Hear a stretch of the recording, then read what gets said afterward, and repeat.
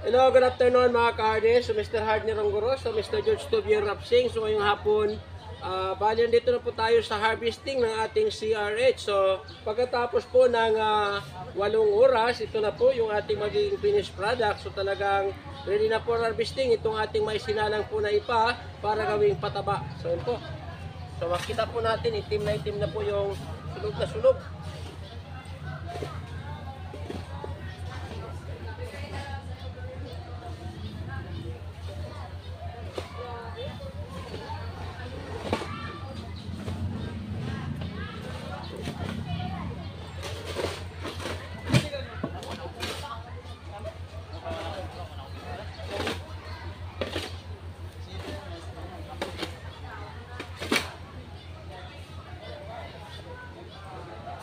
Tubig pa kuya, kulang pa. Huwag piling kalayo. Matulang video.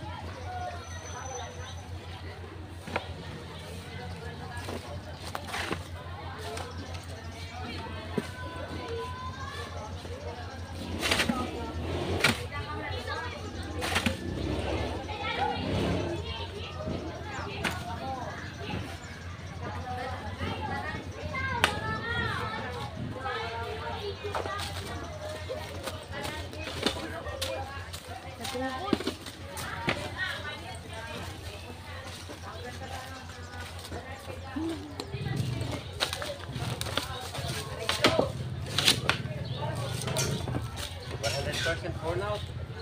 Dapat 80% lang. Nasubrahan sila mga 20%. Nasubrahan dapat kagayin na galing. Ingaon na naman sir. 80 lang na sir.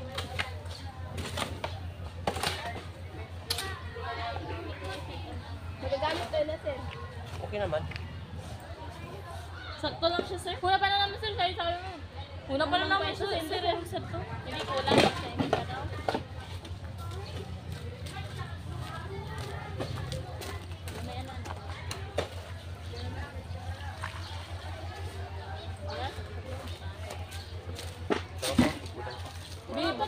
Makumpay na, na-ignite pa yun na. Mga mainim pa. Pagkapagpapit na po, kung natulog kong mga mainim kung dito. Apo lagi sir. Kasi mga mga kagad sa kusmet.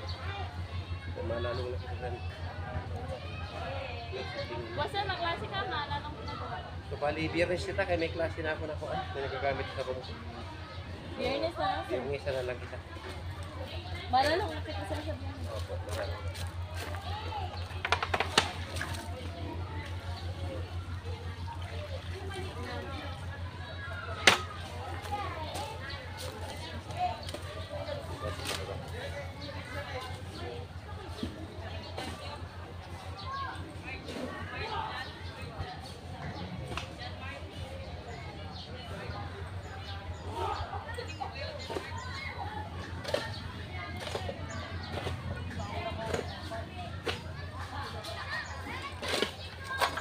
Sir, iro po sa mga sakto lang, sir. Sobrahan. Sobrahan ini. Dapat ni kagainan sa akin.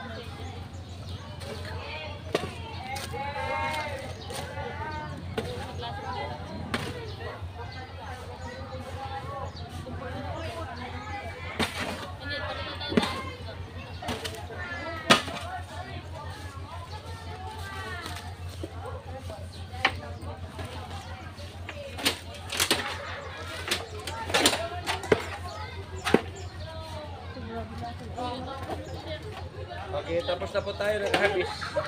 Ito ang ating mga CRH. Ito na po yung sabi natin. Tapos na po na process na sinunog na ipa. So, yun po. Bali yung gumagawa nito yung ating mga grade 12 student. Tinaasas lang po natin sila kung tama yung kanilang ginagawa. So, and after how many hours? Alas 7. 7 o'clock at ngayon 5 o'clock na 5 na. So, 4. 4 o'clock. So, ilan? 7, 8, 9, 10, 11, 10. Okay, after 10 hours na pagsusunog, ito na po yung kanilang final output. At gagamitin na po nila ito sa pagpupula ng mga seedling para po may talim na po natin sa ating mga garden. So, ito yung pinaka-secreto na sabi natin ginagawa para po talagang mapataba natin yung ating mga seedling bago pa natin sila ilipat sa kanilang lugar na kung saan na po sila mamamalagi at doon na sila panalakihin. So, sigurado po ako na talagang mas marami-rami na seedling yung mapupulos ng may-ari nito nga sabi natin si Orange. At magagamit din po nila ito sa kanilang mga garden sa paglalagay sa mga planting hole. Yun po. So guys, kung nagustuhan niyo yung ating content para po sa hapong ito, so huwag kakalimutan i-like, share, at sundan po ako sa aking YouTube channel at Hard ni Rongguro, sa aking Facebook page, at yung si Rapsing Farm, at sa aking Facebook account, at George Tobiero Rapsing. So maraming salamat at maraming salamat sa inyong panonood. Kita-kita tayo ulit para sa susunod na mga video yung aking upload. Bye-bye everyone! Okay, so pag maramarasan ni pwede na sa akin kay basi umuran mawas out din at no? Bago sa okay.